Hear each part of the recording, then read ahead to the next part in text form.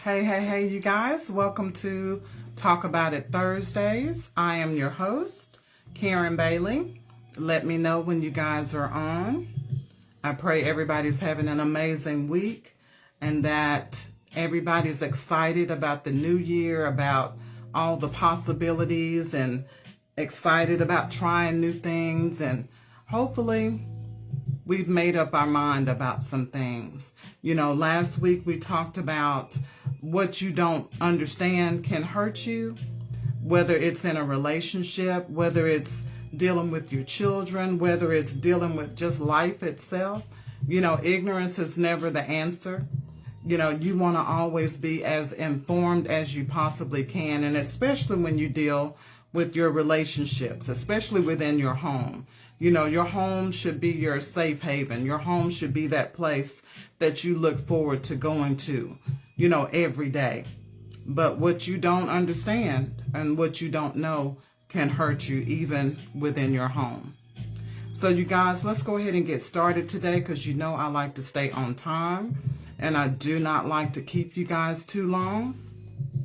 Our topic today is simply keep it together, sis. We have so many things that we have to deal with in life, and nobody teaches us how to do these things.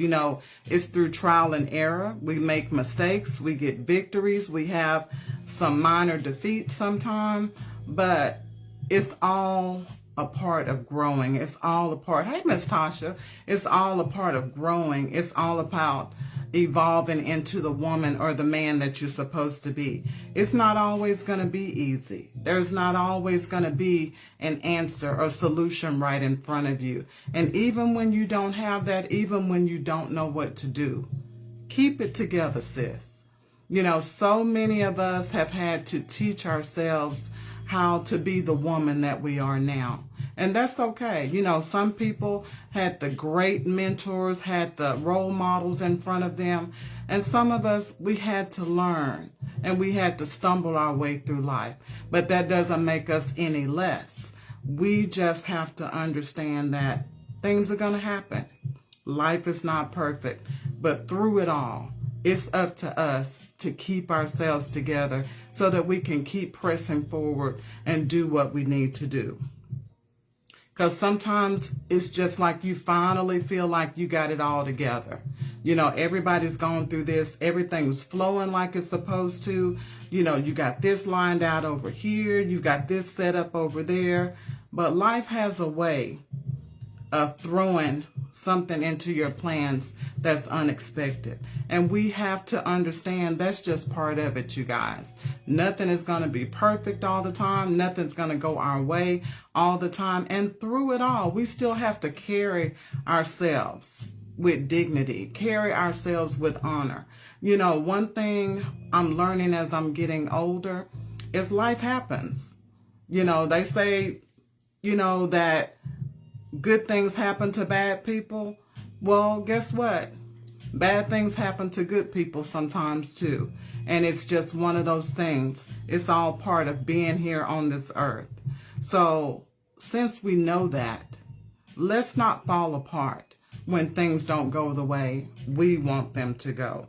We have got to carry ourselves in a way, at a level of grace to where no matter what we have to deal with, we flow through it, we grow through it, and we learn from it. And so as hard as it may seem to do, we have to pull it together, you guys. Some of us have children that we're raising. Some of us are the matriarch, of our family. We've got generations up underneath us watching how we handle things, how we respond to things, how we get through things and get over things. That's important, you guys, because we are setting a precedence, for how the generations behind us will triumph through things and how they will handle things. So there's a lot of eyes on us, and that's okay. I love the fact that people are watching us because that makes us accountable, and we need to be accountable, you guys, because being accountable makes you step your game up, and we all need to step our game up in 2024. And life doesn't stop, you guys, just because you hit a hard patch. We've all experienced that. Seems like nobody understands what you're going through but you. Everybody seems to be going on with their life, traveling, doing this, doing that, while you're going through a storm in your life right now. But you have to understand life doesn't stop simply because you hit a hard patch. You got to get through what you're going through, and you've got to get back on that wheel and get back going in the direction that you're trying to go. And oftentimes we sabotage ourselves, you guys, because when we're dealing with stuff, we're always looking too far ahead. We're putting so much on our shoulders, got to figure out all the answers right now. Sometimes you don't need to know all the answers right now. You just need to know what you need to do for today in this 24 hours. Okay, what do I need to do today to get us through? What do I need to do today to keep a roof over my head? What do I need to do today to make sure my children are fed and my children are safe? Sometimes we go too far in our minds and it becomes overwhelming. Work it out 24 hours at a time, you guys, because we don't know what's going to happen in the next day anyway. So stop being so hard on yourselves. When you're going through a hard time, get through it 24 hours at a time. And we've got to learn to do what we can and get out of the way. Some of us, we love so hard, you guys, and we're such nurturers. We're always jumping in everybody's situation. And that's going to wear you out after a while. That is not always your place. Sometimes you're supposed to do what you can, and then you're supposed to get out of the way. Because a lot of times if you stay too long, that burden gets put on your shoulders. So you got to learn how to bob and weave in life. It's okay to hop in and help somebody here and there, but don't take on their situation and put that on top of all the stuff that you've already got to take care of. So we got to be careful, because sometimes our assignment is just to help that one time. Sometimes our assignment is to tell them what they need to do or lead them to a resource. It's not always our job to fix everything. And I know as women, and I know how I am, I'm a fixer, and it's really hard for me not to get all in a situation, but God has taught me through trial and error, from getting my feelings hurt, from getting myself overwhelmed in somebody else's situation. You have to learn how to dip in, do what you can, and get out and let God do the rest. And it's important that we need to learn certain keys to help us keep it together, because there's not a manual on this, you guys. Hey, Lindsay, there's not a manual on how to keep it together. Everybody's situation is different. You don't know how you're going to handle something until it hits you.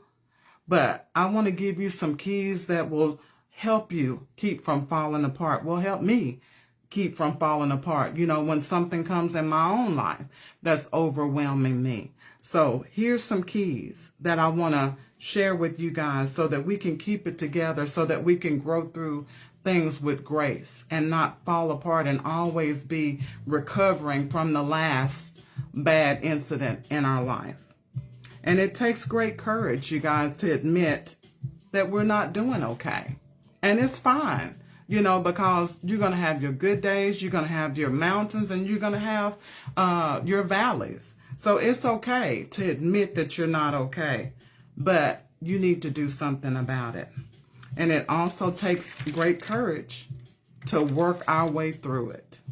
So let's talk about some keys that's going to help us keep it together, sis. 1, give yourself a break sometimes.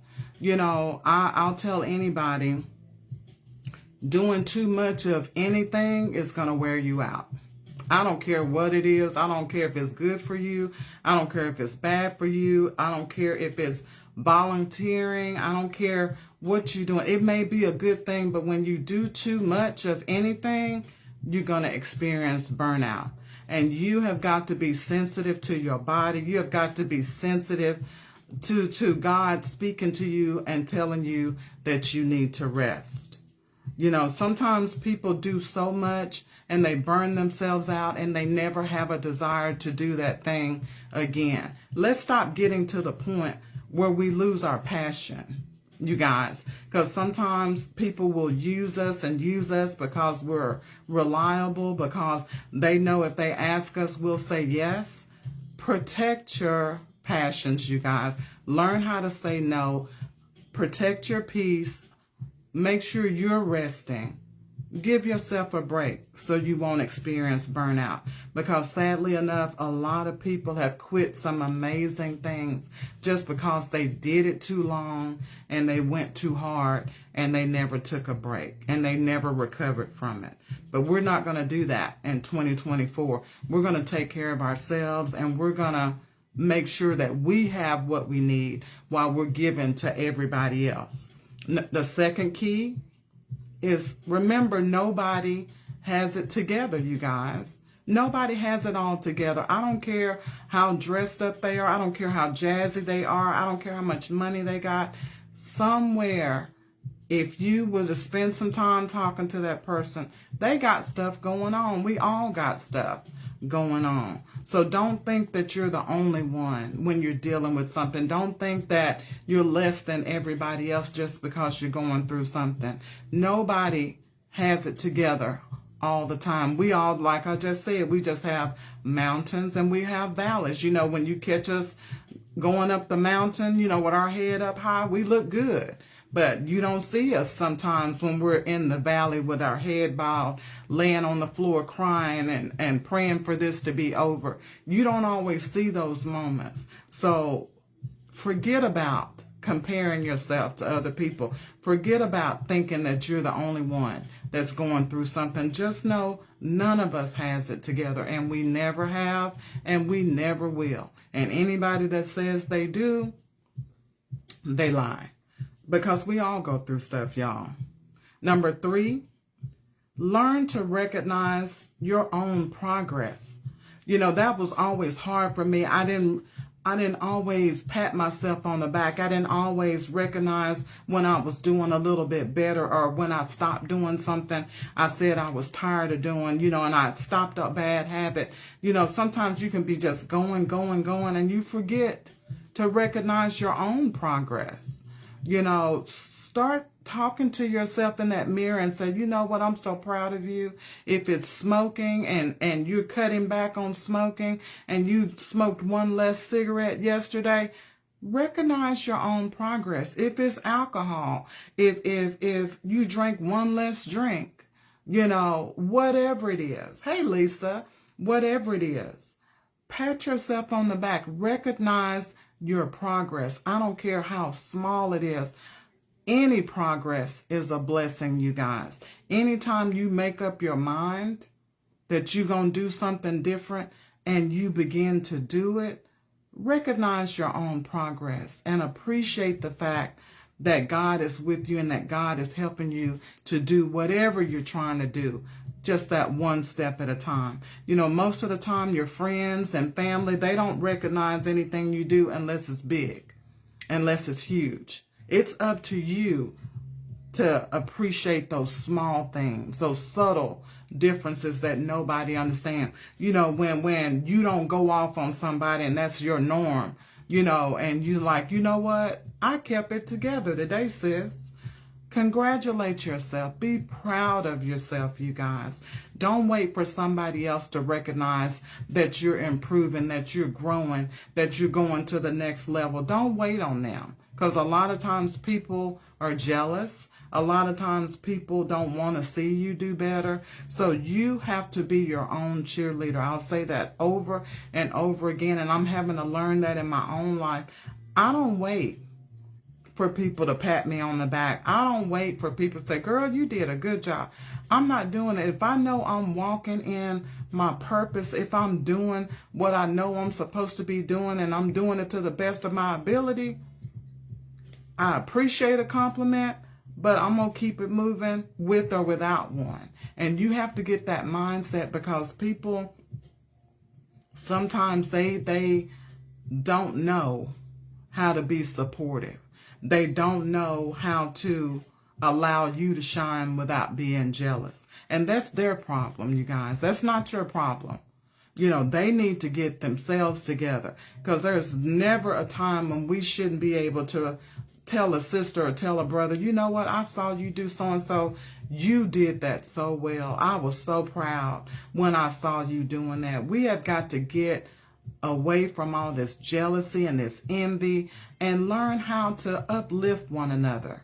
That's what Sister I Got You was created for. That was what God put in my mind when I created that page. It was like, there's got to be a change. There's got to be an example of us uplifting one another.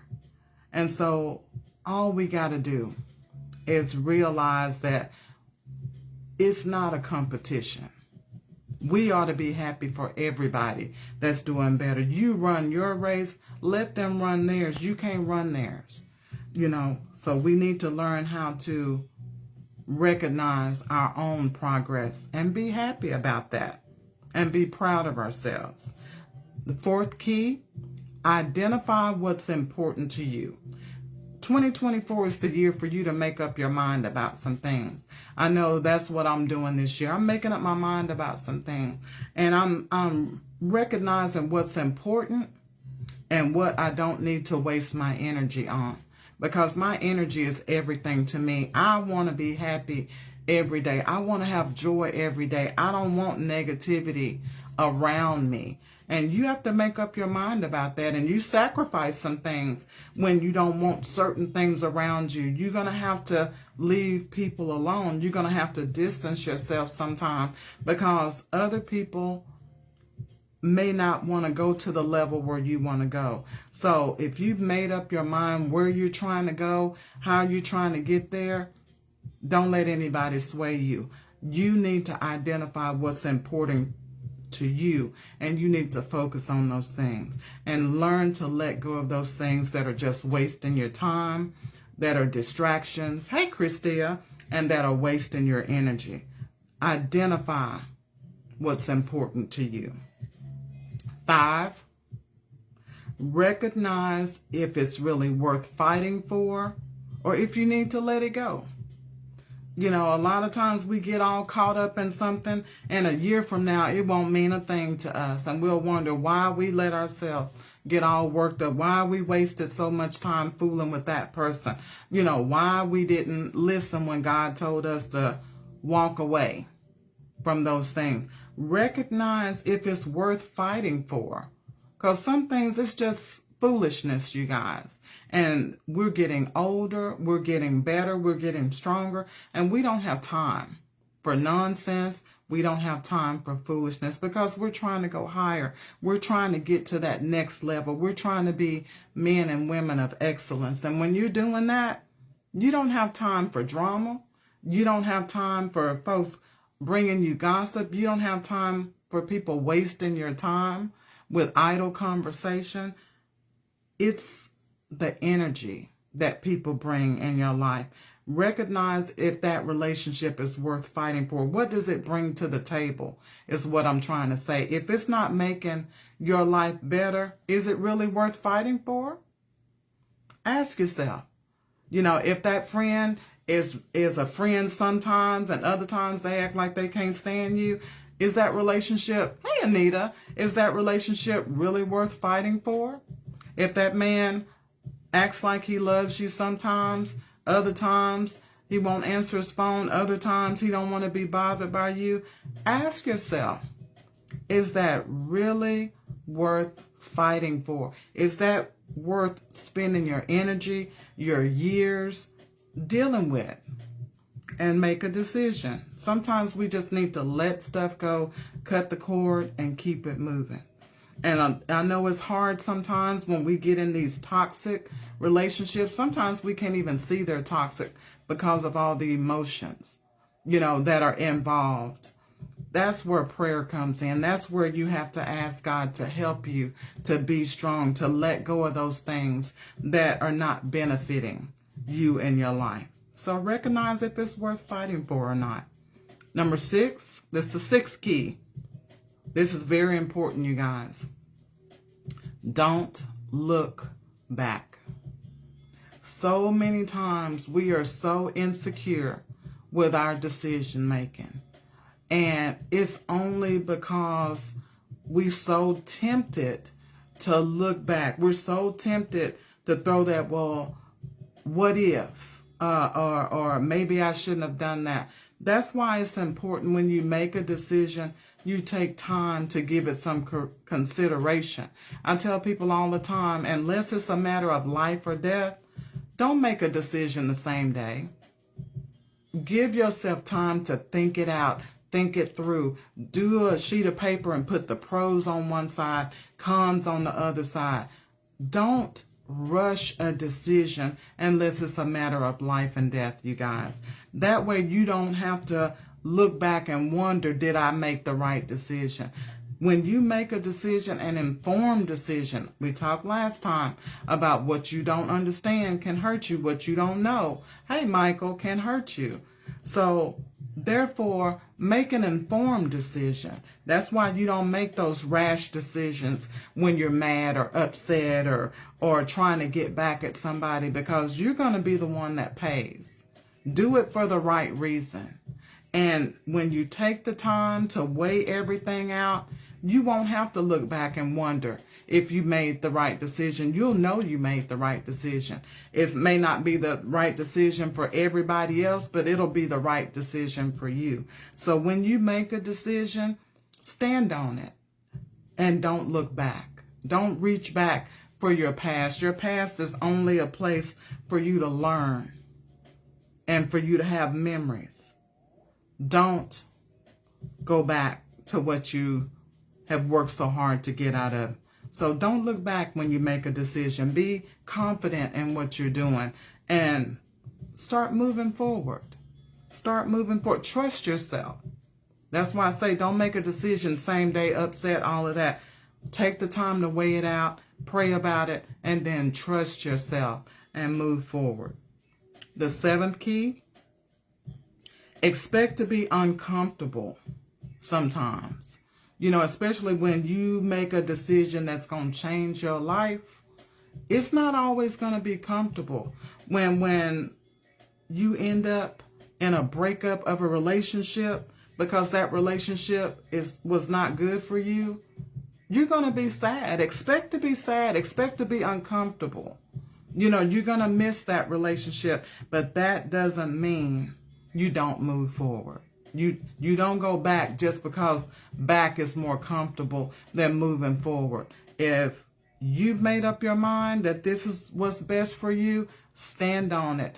Go through the hard times. Go through the uncomfortable time. Because if you do that, it'll be worth it to get where you need to get to on the other side. Number 8 key is don't let small-minded people take you back to small places. And God put that in my spirit today. You know, as I was leaving work, I said, you know what? There's a lot of small-minded people out there. And a lot of times, especially when your character has changed, when you are developing and you're becoming a person of influence or a person that, you know, people are attracted to, or people that have so many good things to say about you, there's always a small-minded person that's trying to take you back to a small place. You know, you have to be the orchestrator of this right here. You have to decide where you let people pull you to and take you to and drag you down to. You have control over that. So don't let small people take you to small places. And there's 3 small places that I've named. The first one I say, don't let people take you to the hood. H-O-O-D. The hood to me is that behavior that you prayed to stop doing. That behavior that if anybody else saw it, it would destroy your character. It would make people look down on you because you acted that way. Don't let people, small-minded people, take you to the hood. If you've gone beyond that level and you bettered yourself and you're trying, hey William, and you're trying to do things a different way, you're trying to do things in excellence, you know, and get things right this time, do not let people take you back to the hood and have you acting like you used to act. Another place that's a small place is insecurity. Don't let people, small-minded people, say things to hurt you or say things to criticize you and make you start doubting yourself. That's a small place, you guys. And they like for you to be in a box. Stop letting people put you in a box with their words. You know, you have to decide that you're done with that. You have to decide that while I appreciate your criticism, or if you're trying to do some constructive criticism, great. But while I appreciate your opinion does not decide my life. I value your opinion, but I don't value it more than mine, and I don't value it more than God's. So don't let them take you back to that small place of insecurity when you fought so hard to get your confidence back, when you know who you are and you're walking in who you are with your head up high and you're doing things differently and your character is different. And the third place, that's a small place, is back to the bread line or welfare, I like to call it. Don't let a small-minded person cause you to do something that makes you lose everything you've worked so hard for till you have nothing to show for it. Don't let them take away all your blessings that you have financially, spiritually, and mentally. Don't let people take your peace. Don't let people make you lose respect of other people. So don't let them take you back to the welfare line or to the bread line. So those are those small pieces. Don't let small people take you to small places. Number 9, we've got to expect opposition, you guys. Anytime we're trying to change for the better, somebody's not going to like it. Somebody's going to have something to say. Somebody's going to put their opinion on it. Somebody's going to try to say that you're trying to act like you're better than everybody else. Let people talk. There will always be opposition. And I'm learning as I'm getting older, hey, Miss Christelle, is if people are talking about you, then obviously you're doing something with your life, because people don't waste their time talking about somebody that's not doing something. So count it as flattery if they want to put their mouth on you, if they want to try to discourage you. That means you're doing something that's intimidating them. You're doing something that makes them nervous because they can't do what you do. So expect opposition, you guys, and don't let the enemy move you out of the position that God has put you in. You know, a lot of times the enemy sends his little soldiers out just to get you to stop doing what you're doing, because if you really realize who you are, if you really realize what a child of God you really are, you would do things that nobody has ever seen. And his job is to keep you small, to keep you in a place where you don't make a difference. So expect opposition, you guys, and don't let the enemy move you out of your position. If you know that you know that you know that you're doing what you're supposed to be doing, that God has put it in your heart to do this, that God has said this is where you're supposed to be, don't let anybody talk you out of it, you guys. The 10th key is refuse to be negative. You know, there's enough negative people in the world, and it takes a lot of strength to keep from being negative. Simply because what I said before, life happens, stuff happens. Things don't always go your way. So it's very easy to be negative. And that's why Sister I Got You is so important. That's why we put positive things out there every day. Simply because you don't always feel positive every day. Sometimes you need one of us to post something positive because you don't feel nothing positive at all.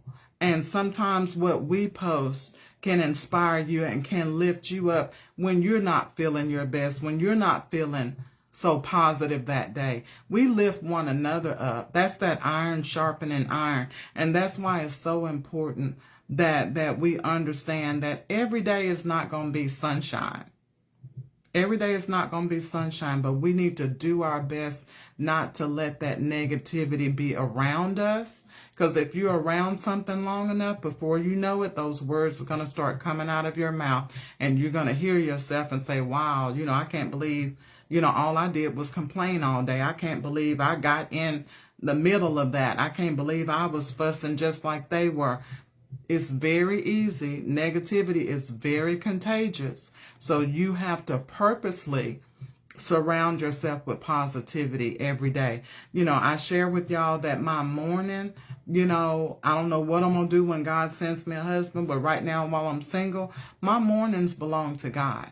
And as I'm getting ready in the morning, I ain't trying to hear from nobody. I don't want to hear nobody's negative news. Don't call me with your problems when I'm trying to get ready in the morning. I'm first waking up trying to get my mind right and command my day. Don't call me with your stuff, because that's my time for me and God to get that positivity going. Because if you start out positive, it'll drizzle throughout your day no matter what happens to you. But you gotta build it up.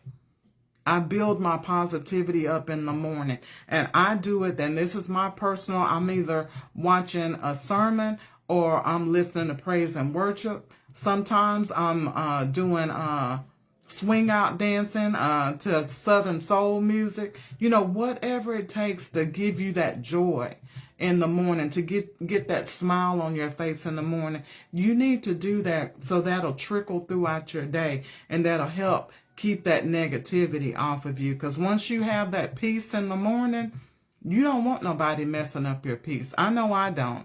I don't let people come to me at work with a bunch of negative stuff, because my day is going good. Don't bring that over here. But you have to be the one to constantly fight against negativity, because it is so contagious. And it's never productive, you guys. Never productive. And then 11, the next key is pray, pray, pray. I can't say this enough. Pray, you guys, because I'm not talking about you got to stay in prayer all day, but wake up with a prayer on your lips. Let God know that you appreciate him throughout the day. When God lets you do something, just without any effort, just say, thank you, Lord. Thank you for allowing me to have the ability to do this like I do this. Thank you, Lord, that I was able to organize this so that my day wouldn't be hard. It's just little thoughts. Just thinking about God is a prayer. You don't have to spend hours and hours on your knees doing that. But prayer will make things so much better. Prayer is like a medicine. It works throughout your body. It works throughout your body. And it's best if you apply it every day. And we all have wounds. We all have things that we're trying to get over. We have things from our past. Apply some prayer to that and say, God, I wasn't sad as much as I was sad the day before. Thank you, Lord. Today I'm going to try to be happy. I'm going to try to smile more. I'm going to try not to think about that thing more. Talk to God. He will help you get through it. And another thing I'm learning when it comes to my scriptures or what have you, is especially when I feel like I'm under attack, I put my name in those scriptures and I'm like, Lord, you said Karen will not fail. Karen is not the head. No, I'm sorry, it's not the tail. She is the head. Put your name in there so that you can get it down in your spirit, because reading the word sometimes it just doesn't do anything. If you be honest, I know for me, depending on what I'm going on, I can read the words and tears will be falling. I ain't feeling nothing. I'm just hurt, but when I start putting my own name in it, when I say my own name in the middle of that scripture, it does something different to me. It gets on the inside and I feel my strength coming back. So try applying that and putting your name in those scriptures as you're reading, especially when you're reading about the promises of God that he has for you. Put your name on it. Make it personal so that you can start internalizing that thing. 12, we need to learn to evaluate what we've learned from whether it's a bad situation or a good situation. A lot of times we just go through life just going, but we missing the lessons. There's lessons in good and bad situation. I don't care how bad the situation is or what you just got out of. There was a lesson in there somewhere. Either You're going to learn not to do a certain thing anymore. You're going to learn how to do it better. Or you're going to learn that you shouldn't have been involved with it in the first place. We need to evaluate what we've learned. Or we may learn that, you know what, I am growing. I am changing the way God wants me to. I am looking more like God. You know, get the lesson out of whatever you go through. Don't just go through life just one thing after another and not taking the time to soak it in and say, you know what, Lord, thank you for letting me go through that. And just on my journey in my 50s, I'm learning to say thank you, God, even for the bad stuff that has happened in my past. And that's got to be a sign of maturity, because I can't even imagine, you know, saying that 10 years ago. But now I understand it was something I was supposed to learn from that. And it made me change. And it made me do things different. And I feel like because of what happened and because of what I went through back then, my life is better now. So when you can recognize that your life is better for going through it, then you've learned your lesson. And so 13, trust God to heal you. Stop trying to wait to do things till you're over something. You're going to have to trust God to heal you, because guess what? Time ain't waiting on you to get healed. Time ain't waiting for you to stop feeling bad about this or that. No life is rebuilt overnight, you guys. You might as well keep walking while God is healing you, instead of thinking, oh, well, you know what? I don't want to do anything until, you know, I get over this. Who knows how long that's going to be? And then you've wasted time. You've wasted opportunities. You know, don't do that to yourself. We have to trust God to heal us as we live, as we move forward. Things are going to get better as you start moving forward in your life and focusing on things other than what was hurting you. That thing is going to get better. God is going to heal you along the way. And God showed me, you know, that scripture about how Jesus healed the 10 lepers and how, you know, he didn't heal them right then. You know, he spit on the ground and put the clay on their eyes, this, that, and the other, but he told them to go. The answer was to go, because God doesn't want you sitting around and waiting and sulking and waiting for this big sign that you're over something. You're wasting precious time. You need to get up and go and say, Lord, even when I don't feel like it, I'm going to do it. Even when, you know, I'm not feeling you and I can't tell that you're with me, I'm going to go, because I'm not wasting my time. I've got too much life to live. I'm going to enjoy my life. And God will heal you as you go, if you trust him. The 14th key is invest in your soul. And when I say invest in your soul, you need to get some quiet time to really see where you are spiritually. And you can't do that with all the noise around you. You can't do that with all the busyness around you. You've got to make time to have time just for you and God, so that you can see where you are and you can invest in your soul. And you can say, you know what, Lord, I need you to feel me. I need you to give me more of you. But the only way you can do that is set aside that time to have an inventory with you and God and have that intimate conversation with you and God. Invest in your soul. That's so important, because that is what's going to help you make it through. That's what's going to help you keep it together, because life is going to keep happening.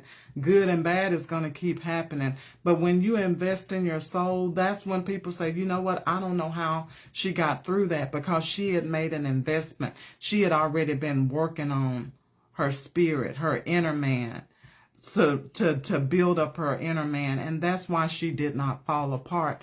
It's because she didn't wait for something to happen. She's been investing in her soul all along. She's been investing in building her spirit all along. And that will help you stay strong in the hard times. And seeking the Lord to transform your life, he'll do that. But you've got to invest in it. Number 15, remember that anything that's happening in this life It's only temporary, you guys. It comes to pass. You know, it may be here for a little while, but just understand you're going to get through it. All you got to do is keep your head up, trust in God, and keep moving. Everything is temporary on this earth. So just understand, just keep moving. It's going to pass. 16, remember that you're human. Stop being so hard on yourself when things happen. Stop being so hard on yourself when you make a mistake. We all make mistakes. Sometimes we're ashamed of the mistakes that we made.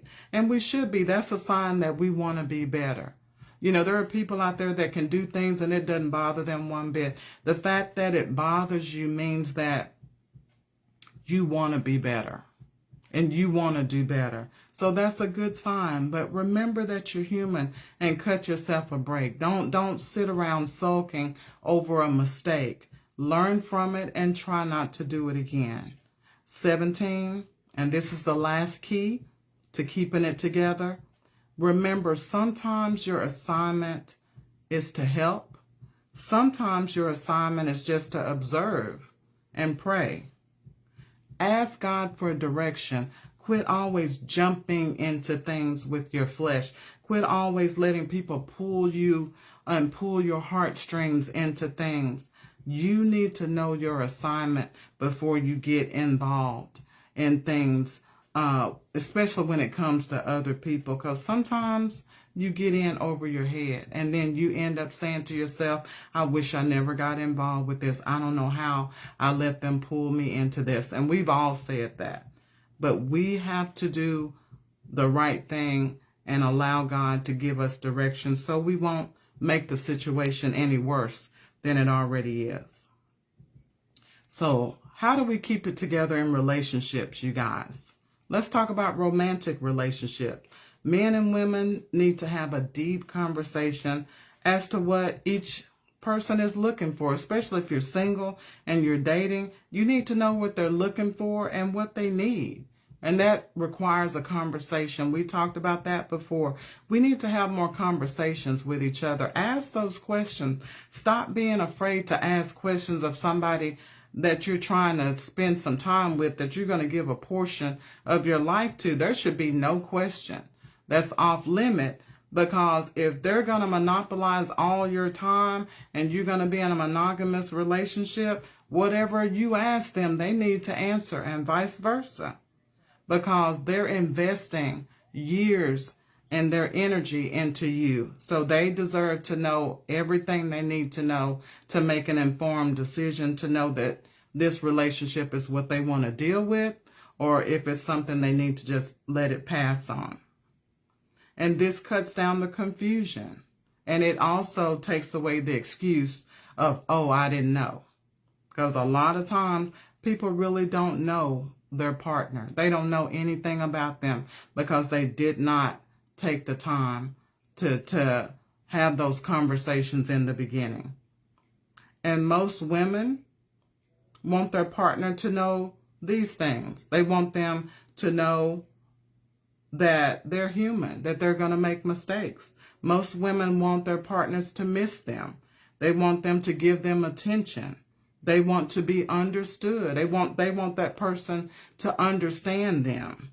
They want that person to display forgiveness. Hey, Adriana. They want that person to make them feel secure. They want that person to be committed to them. And they want honesty. I dare say most women want that in a relationship. And most men want this in a relationship. They want respect. They need their space. Men need space to think. Men need space to decide, what their next move is. And they can't do that with you always in their ear, needing something and pulling on them and wanting something from them. They need to have their own space so they can figure things out, especially when they know that they're the head of a family. You got to give them space so that they can talk to God and do what they need to do to make right decisions. Men need to be praised. Men want to hear, that they look nice or that they did a good job. Men want honest communication. Men want attention just like women do. Men want to be shown appreciation. They want commitment, fidelity. They want trust. They want affection. They want you to feel confident about him and feel like he can do what he says he's going to do. You know, he wants you to believe in him. They want your approval.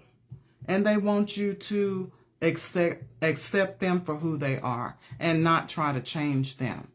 You know, and not try to act like they're not good enough. So I dare say that most men want that. And those are the things that you need to understand about one another in a relationship if y'all are going to keep it together. Because one person can't be the needy one all the time. It's give and take. Everybody needs something in the relationship, and you need to be sensitive to that so that y'all can stay together. And then with your children, most children want from their parents safety, their basic survival needs, shelter, clothing, medical care, protection from harm. Children need love, unconditional love from their parents. They need to know that no matter how bad they mess up, you still love them. They want acceptance. They need to know that they can make a mistake and that you'll still love them, or that you won't feel differently about them, or you won't make them ashamed of their mistake. They want to be accepted. They want stability. They want consistency. They need emotional support. They definitely need positive role models. They need structure. You can't let a child run a household and expect them to turn out into a productive result because they're not mature enough to run a household and decide when they go to bed and how long they can stay on the phone and how long they can hang out with their friends. They're not mature enough to do those things. Children want to be praised. They want to be appreciated when they do good things. You know, they want hugs. You know, that physical touch. Children need to know the warmth of their parents' arms and need to know their safety in their parents' arms.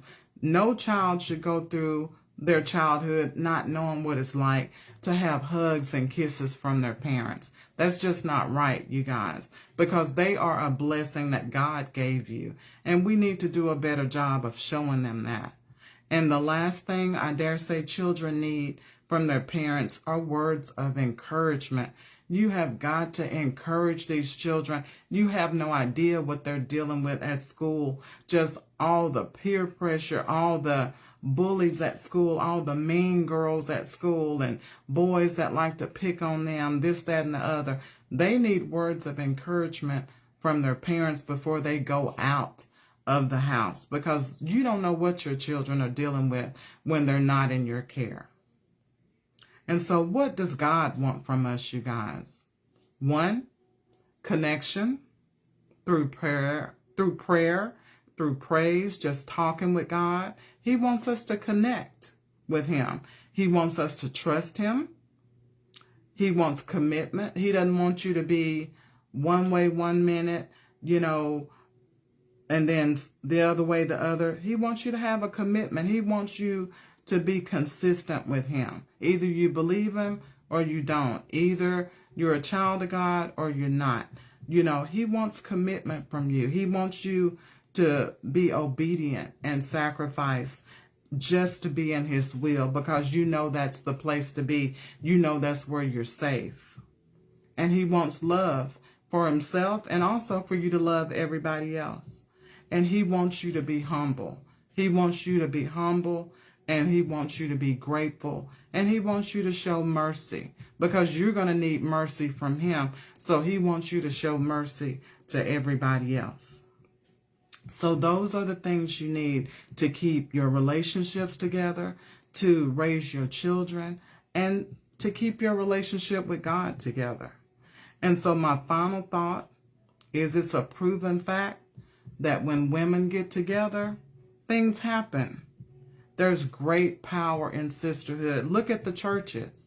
You know, most of the time it's the women that get things done. When the women come together, things happen. The men are coming along, but it's something about when women make up their mind, when women come together, they are a powerful force. And the same as in your home. You know, you have that same power in your home. You can be the peacemaker in your home. You can be the glue that holds everything together. You can be that person that's paying attention while your husband is trying to, you know, make sure you have a roof over your head and the children have what they need. You need to be that spiritual person that's paying attention for when things are off, when things don't seem right. You know, you need to be the glue that holds it together. So don't sell yourself short as to how important you are. And don't let a setback or a disappointment make you forget that you are one of the most important equations out there. Anything that's going on, when they put you in the middle, things change. You are a very important part of the equation. And you are needed. And just remind yourself, when things start getting hard, when you start doubting yourself, remind yourself, I got this, because you got this. You just have to believe it. So hold it together, sis, and remember to hold your position in every situation. Thank you guys for watching. Hey, Shakita, I love you guys. And I look forward to seeing you guys in February, because this is our last Thursday, looks like, in January. So we're moving on to February. In February, I want to talk about self-love and just taking care of ourselves and loving one another. So we're going to do it big in February. So I look forward to seeing you guys. Stay safe, stay warm, stay COVID-free, because that stuff's still out there. Stay flu-free. And I will see y'all next week. Bye.